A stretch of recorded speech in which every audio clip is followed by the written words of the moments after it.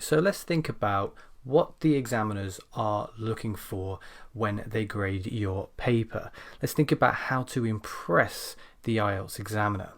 We can do that by thinking about, as I mentioned before, the band descriptors. Now, what are the band descriptors? What does this mean? Well, the IELTS writing module, both Task 1 and Task 2, they are both assessed using something called band descriptors. And these band descriptors are divided into 4 categories. They are task achievement, coherence and cohesion, lexical resource, and grammatical range and accuracy. Now, each of these categories is worth 25% of your score, so no category is worth more or less than any other, and together they will make up 100% of your score. And we're going to look at each of these categories in turn and thinking about the criteria which make up each of these categories. So let's start with task achievement.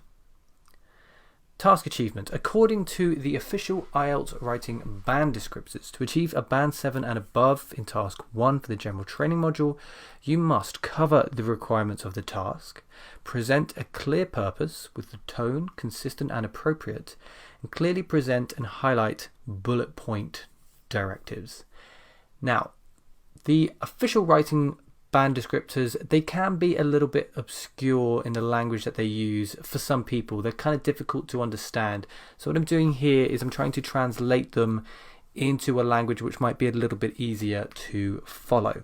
So let's think about that. In other words, write about everything that the task asks you to write about, and make sure you write at least 150 words, as that's part of the task requirements. Make the purpose of your letter absolutely clear and use an appropriate tone, appropriate voice. We'll be talking about that later if that's not too clear, throughout. Okay, so be consistent, use it throughout. Make sure your letter includes everything that the bullet points ask for. So nice and simple, just basically respond to the task as best you can. Thinking about coherence and cohesion now, according to those official band descriptors, we need to logically organize information and ideas. There should be a clear progression throughout. We need to use a range of cohesive devices appropriately, although there might be some underuse or overuse. In other words, your letter should be in a logical order in terms of the ideas and the paragraphs and the sentences that you're putting forward. And your paragraphs should also be separated according to their content. There needs to be clear themes within each of the paragraphs. You also need to link sentences and paragraphs with particular linking words, like however, therefore, furthermore. However, do note that this language can be different depending on the tone required. Furthermore, therefore, however, those can be a bit too formal for an informal letter. And that brings us quite neatly into lexical resource, thinking about language. So this is all about the vocabulary that you use. To achieve a band 7 and above, you must use a sufficient range of vocabulary to allow some flexibility and precision. Use less common lexical items with some awareness of style and collocation, and you may produce occasional errors in word choice, spelling, or word formation. What does this mean? Well, in other words, you need to show a wide range, a flexible range of vocabulary for your specific letter type. But you should also be precise. We need that precision. So don't be too vague. Words like good and nice can usually be replaced by something a little bit more precise.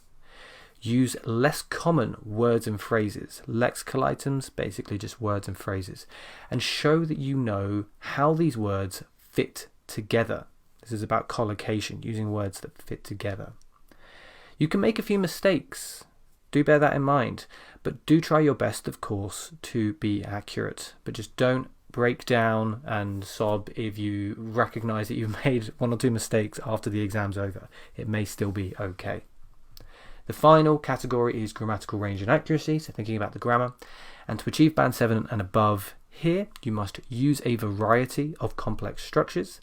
You must produce frequent error-free sentences and have good control of grammar and punctuation, but again, you may make a few errors. This is pretty simple, but in other words, use a range of sentence types and word orders, but don't hesitate to use some simple sentences too. there is still variety here, and it can be unnatural just to constantly use complex sentences, particularly if you're in an informal letter. So do bear that in mind. Avoid making mistakes in the majority of your sentences. Avoid making mistakes in more than 50%. If you wanted to score a band 8, you need to create a majority of error-free sentences. So anything above 50% actually gives you a halfway chance of scoring an 8 as well. And use commas, colons, capitalizations, etc. appropriately. Again, this may change depending on the tone. We'll be looking at punctuation later and seeing how your punctuation can change depending on the tone of the letter that you're writing. Okay, so a quick summary then of all of those criteria. Task achievement, coherence and cohesion, lexical resource, grammatical range and accuracy. These are your 4 categories, each worth 25% of your score, making up 100% as a whole. Task achievement, we need to cover all the task requirements, demonstrate a clear purpose, select and stay with an appropriate tone, and address and develop bullet point directives given to you by the task. For coherence and cohesion, we need to make sure we order our response, our ideas, etc. logically. We need to link ideas together with appropriate linking words, cohesive devices in other words.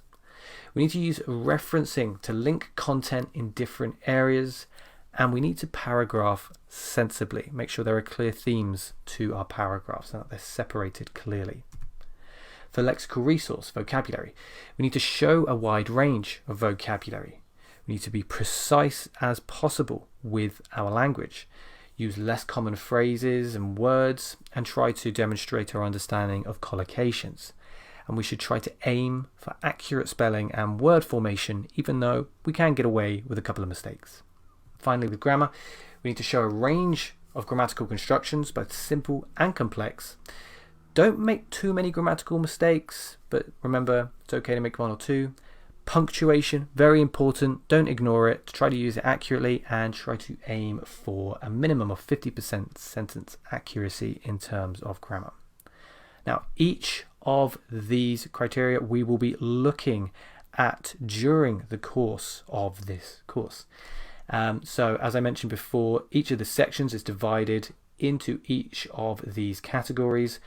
This is the best way to prepare you for this part of the exam, as you will know exactly what you need to do, what you need to demonstrate in order for the examiner to feel confident giving you a band 7 or maybe even above. So I'd recommend maybe screenshotting this page right now. You might want to put it as the background of your monitor or your laptop. That can be a nice way to just keep in mind exactly what you need to do. But don't worry too much, because we're going to look at each one of these points as we move forward, and we're going to do that straight away as we move into our section on task achievement.